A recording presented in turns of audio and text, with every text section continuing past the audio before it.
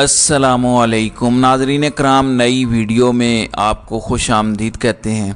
Justice काजी फ़ाइज़ ईसा के आने से पहले मुस्लिम लीग नून कहती थी कि जस्टिस काजी फ़ाइज़ ईसा आएंगे और उन्हें इंसाफ मिलेगा। अब नवाज़ शरीफ वापस आ रहे हैं और नवाज़ शरीफ की वापसी से पहले चूँकि कहा यह गया है कि वो इस्लामाबाद हाई कोर्ट में एक हिफाजती ज़मानत दायर करेंगे और हिफाजती ज़मानत उनको मिल जाएगी, जिसके बाद वो एक जलसा करेंगे और उसके बाद वो इस्लामाबाद की अदालत के सामने सरेंडर करेंगे। अब ये सारी बातें अपनी जगह हैं। फिर ये भी एक बात है कि मुस्लिम लीग नून के हवाले से उनके अपने इत्तेहादी कह रहे हैं कि नवाज़ शरीफ डील के तहत आ रहे हैं, और डील कौन कर रहा है, किसके साथ कर रहा है, ये अपनी जगह पर एक सवाल है। लेकिन असल ख़बर जो जस्टिस काजी फ़ाइज़ ईसा की सुप्रीम कोर्ट से आई है, वो ख़बर मुस्लिम लीग नून के लिए कोई अच्छी नहीं है। इस खबर का लुबे लुबाब ये है कि नवाज़ शरीफ को हथकड़ी लगाई जाए और नवाज़ शरीफ को जेल में पहले डाला जाए, बाकी बातें बाद में होंगी। अब ये मामला क्या है, ये मैं आपके सामने रखना चाहता हूँ। नाज़रीन कराम, मामला ये है कि दिसंबर 2022 में, अभी एक साल नहीं मुकम्मल हुआ, लाहौर में एक तनाज़ा होता है। तनाज़ा ये था कि पंजाब बार कौंसिल के एक मेंबर हैं राना मोहम्मद आसिफ, उनकी तरफ से जज साहब के साथ लड़ाई होती है लाहौर हाई कोर्ट के अंदर, तो उस पर उनके ख़िलाफ़ तौहीन अदालत लग जाती है। अब पुलिस उनको हर सूरत गिरफ़्तार करना चाहती है। यहाँ पे मैटर जो है वो रिज़ॉल्व नहीं होता, तो उसके बाद ये मामला पहुँच जाता है सुप्रीम कोर्ट ऑफ पाकिस्तान में। वहाँ पे ये केस लगता है कि Rana Mohammad Asif advocate versus registrar supreme court of Pakistan और फ़लाँ।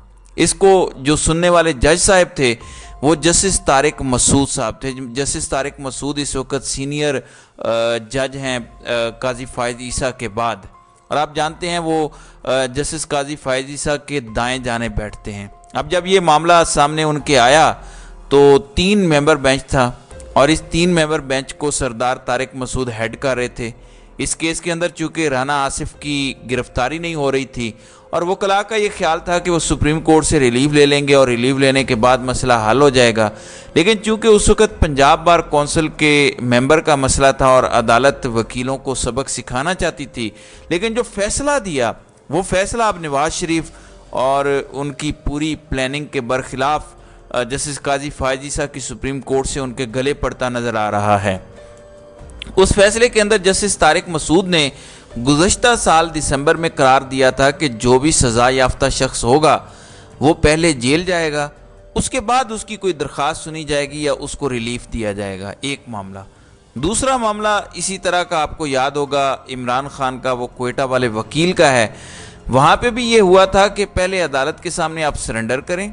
अब जब सरदार तारिक मसूद ने गुज़श्ता साल दिसंबर में एक ख़ुद उसूल जो कायम किया है कि कोई भी सज़ा याफ्ता शख्स पहले अदालत के रूबरू अपने आप को सरेंडर करेगा और उसके सरेंडर करने के बाद अदालत उसकी कोई भी दरख्वास्त सुनेगी। अब नवाज़ शरीफ इस वक्त सज़ा याफ्ता भी हैं और वो अदालत के मफरूर भी हैं, तो क्या ये उसूल उनके ऊपर भी लागू किया जाएगा कि पहले वो अपने आप को अदालत के सामने सरेंडर करेंगे, उसके बाद कोई उनकी दरख्वास्त सुनी जाएगी, या फिर इस बार भी पाकिस्तान का निज़ाम इंसाफ नवाज़ शरीफ के लिए कोई अलग रास्ता निकालेगा? अब डेवलपमेंट एक और भी है। देखें, इमरान खान तो जेल के अंदर हैं। उनके बहनोई हफीज़ुल्लाह नियाज़ी ने कल बड़ी ख़तरनाक बातें की और कहा कि वो तो कह रहे हैं, यानी इमरान खान कह रहे हैं कि देखें मेरी जान भी चली जाए तो मैं समझूंगा कि ये मुल्क के लिए मेरी कोई खिदमत है। अब मामला इस वक्त ये है कि इमरान खान का काम कैसे होता दिखाई दे रहा है। इमरान खान तो सिस्टम से बाहर हैं अभी फ़िलहाल, हमें यही दिखाई दे रहा है। लेकिन इस वक्त अंसार अब्बासी, और अंसार अब्बासी कहाँ से ख़बरें लेकर आते हैं, किसकी आजकल ज़ुबान बोलते हैं, वो हम सबको पता है, उसमें कोई दो आरा नहीं है। अंसार अब्बासी के मुताबिक मामला -1 से कहीं आगे चला गया है। अब मामला -2 का मामला है, जिसका मतलब बड़ा वाज़ेह है कि अगर नवाज़ शरीफ ये समझ रहे हैं कि उन्होंने इमरान खान को सिस्टम से बाहर करके अपने लिए जगह बना ली है और अब नवाज़ शरीफ के लिए हर तरफ से सुकून और शांति है, तो ये उनकी गलत फहमी है। अब लगता यह है कि नवाज़ शरीफ भी इसी में रगड़े जाएंगे, और ये नहीं होगा। सायरा बाना के बकौल के रिश्ते वालों को छोटी बहन पसंद आ गई है, तो अब आप जो मर्ज़ी कर लें, सुप्रीम कोर्ट में बाकी मामलात उसी तरह से नॉर्मल चलेंगे। दूसरी जानिब नवाज शरीफ से मुतालिक बताया गया है कि वो मदीना मुनव्वरा पहुंच चुके हैं। बिल्कुल ठीक है, माइनस वाली बातें देख लेंगे चूँकि आज 14 अक्टूबर है और 14 अक्टूबर का मतलब ये है कि आज सैटरडे है, हफ्ता है। अगले हफ्ते को नवाज शरीफ ने पाकिस्तान आना है, तो एक हफ्ते के बाद पता चल जाएगा कि सूरत हाल क्या बनती है। अब नून लीग की रहनुमा मरियम औरंगज़ेब आज भी लाहौर में अदालत पेशी के बाद फरमा रही थी कि अवाम नवाज शरीफ को आखिरी उम्मीद के तौर पर देख रहे हैं। भाई ये आखिरी उम्मीद कैसी है? इस बात की समझ इसलिए नहीं आती कि पिछले 16 महीनों में जो हुकूमत थी, आखिर वो हुकूमत किसकी थी? वो नवाज शरीफ की हुकूमत थी, नवाज शरीफ के भाई की हुकूमत थी। तो वहाँ पे उन्होंने क्या किया? अब अगर नवाज शरीफ के पास कोई फार्मूला है महंगाई का कम करने का, तो उसके ऊपर भी अमल दरामद होना चाहिए था जब उनकी हुकूमत थी। और मरीम नवाज़ भी यहीं पर थी और उनके समधी इसहाक डार भी इसी हुकूमत के अंदर थे। अब मरीम नवाज़ से मुतालिक मैंने आपको बताया था कि 16 तारीख को सोमवार वाले दिन उनको गवर्नमेंट जीसी यूनिवर्सिटी के अंदर बुलाया गया है, जहाँ पे वो नौजवानों को इस सिलसिले में लेक्चर देंगे। अब रफ्तार वालों ने इस पर बाकायदा स्टूडेंट्स का रद्द-ए-अमल लिया है और स्टूडेंट्स इस बात पर हैरान हैं कि आखिर मरीम नवाज़ ने कौन सी ऐसी लीडरशिप दिखाई है जिसकी बुनियाद पर उन्हें तालीमी इदारों में बुलाया जा रहा है। वहाँ के स्टूडेंट्स तो कह रहे हैं कि हम तो नहीं आएंगे क्योंकि इंतज़ामिया फिर ज़बरदस्ती हमें बिठा सकती है, तो हम तो शायद यूनिवर्सिटी भी उस दिन ना आए।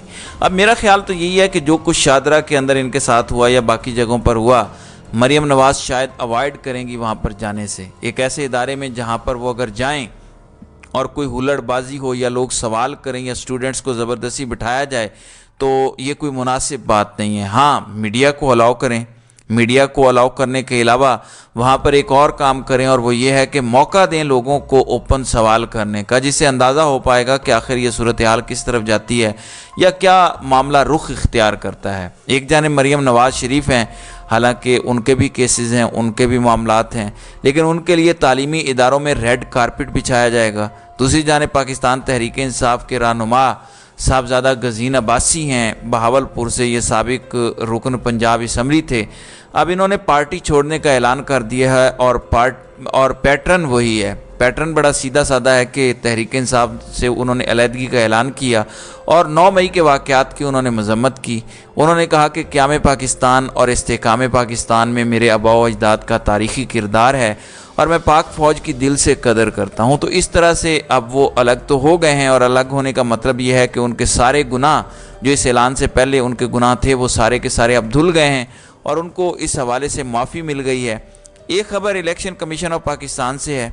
इलेक्शन कमीशन ऑफ पाकिस्तान ने साबिक जनरल परवेज़ मुशर्रफ की जो सियासी जमात ऑल पाकिस्तान मुस्लिम लीग है वो ख़त्म कर दी है, उसको तहलील कर दिया है। बताया गया है कि पार्टी का कोई ओहदेदार है और ना ही उसका कोई वजूद है, किसी ने अकाउंट्स की तफसीलात भी नहीं दी, और अब कोई भी उनका इंतखाबी निशान उकाब लेना चाहे तो वो ले सकता है। तो यूँ इलेक्शन कमीशन ऑफ पाकिस्तान ने ऑल पाकिस्तान मुस्लिम लीग को अपनी लिस्ट से डी लिस्ट कर दिया है, यानी अब वो कागजात के अंदर पाकिस्तान इलेक्शन कमीशन के अंदर कोई रजिस्टर्ड जमात नहीं है। मेरे ख्याल से इस वक्त इस्तेकाम पाकिस्तान पार्टी आजकल निशान के तलाश में है और इंतखाबी निशान के लिए बल्ला वो लेना चाहती है। अगर वो चाहे तो उकाब का निशान भी उनके लिए हाजिर है, वो ये निशान इस्तेमाल कर सकती है। तो नाज़रीन इकराम, आपकी इस वीडियो के हवाले से क्या राय है? आप अपनी राय का इजहार कमेंट सेक्शन में ज़रूर कीजिएगा।